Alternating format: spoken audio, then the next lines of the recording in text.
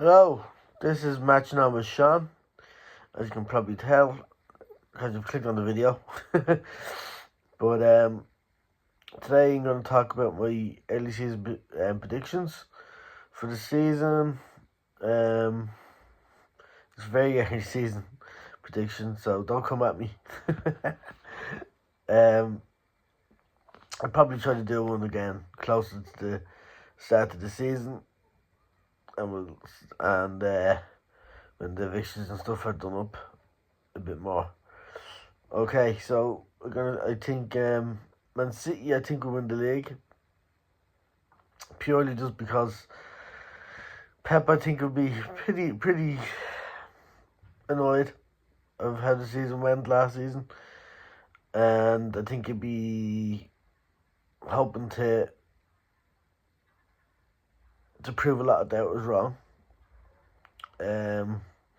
Like myself. So yeah, I think they'll figure out a way to go and win the league next season. Then I think the other Champions League spots I think would be Arsenal, Liverpool, and Chelsea.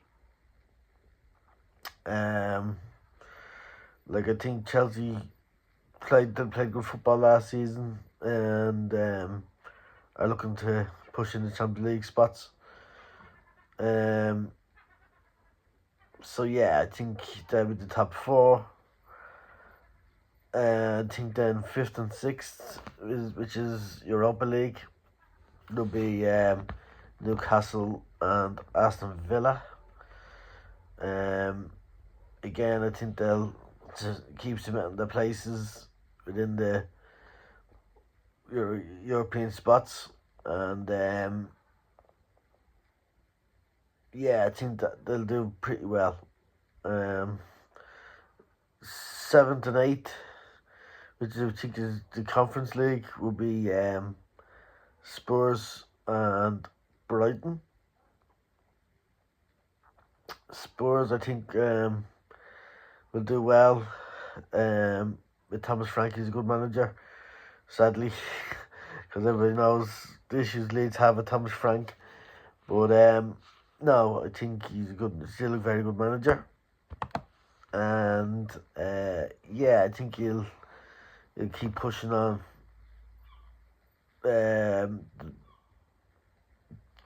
To get them into Europe again next season. And then same with Brighton. I think Brighton are a good side. They've got a great setup there, and the way they get transfers in and the way the transfer dealings and is very good. I think it's fantastic if you can get it right. And then 9th, I think West Ham.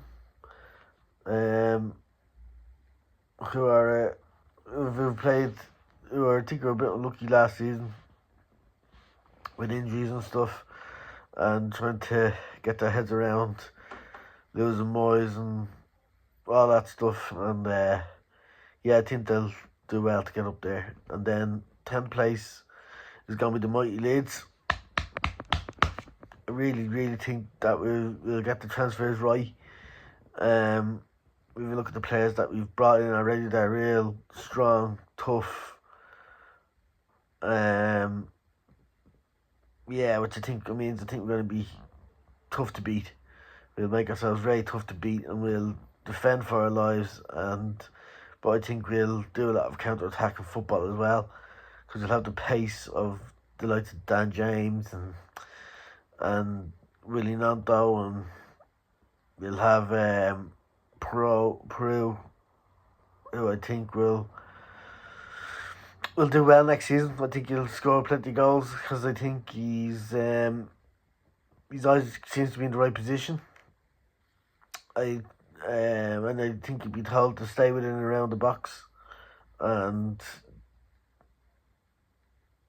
be in the right place at the right time, because I think you get a bit more. I think he's quite strong and physical, and he's probably our most natural striker we have, in my opinion. It's proven over the last couple of years with with the way he's been a top goal scorer last season, and he's been one of the top goal scorers in the league in the championship for 4 out of the last 5 years, I think, which I think proves that he does know where the goal is. The goal doesn't change in the Premier League. The goals are still in the same position, the same place, week in, week out. Doesn't matter what league you're in. The goals are usually in the right place. And I think he knows where the goal is. Fulham, I think, will finish 11th, 12th Bournemouth, 13th Everton, who I think will do well in the new stadium. But hopefully they get beaten first game of the season by the mighty Whites. And then 14th, 15th and 16th, I think it will be Wolves, Crystal Palace. Crystal Palace, I think, and Notts Forest. I think Crystal Palace and Notts Forest could struggle because I don't think their squad's big enough to deal with playing European football and Premier League football, and they'll have cup games. They'll have the FA Cup. They'll have the League Cup. They'll have a lot of games to play, and I just don't think they'll have a big enough squad. And I think some of the better players could end up being snapped up by the so-called bigger teams. So yeah, I think they could struggle next season. I think 17th and just missing out and getting relegated. And just surviving by the skin of the teeth will be Brentford. Even though I think they'll really struggle with things, and I don't see Keith Andrews lasting long at Brentford.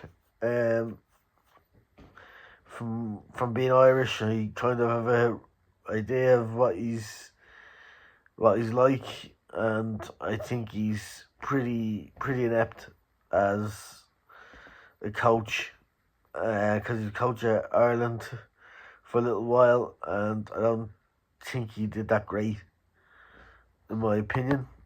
And then being relegated is going to be Sunderland, finishing 20th, Burnley finished 19th, and Scum finishing 18th, and losing their Premier League status on the last game of the season in the last minute, and we can all have a good fucking laugh at Scum being where they rightly belong, which is down in the pits of hell.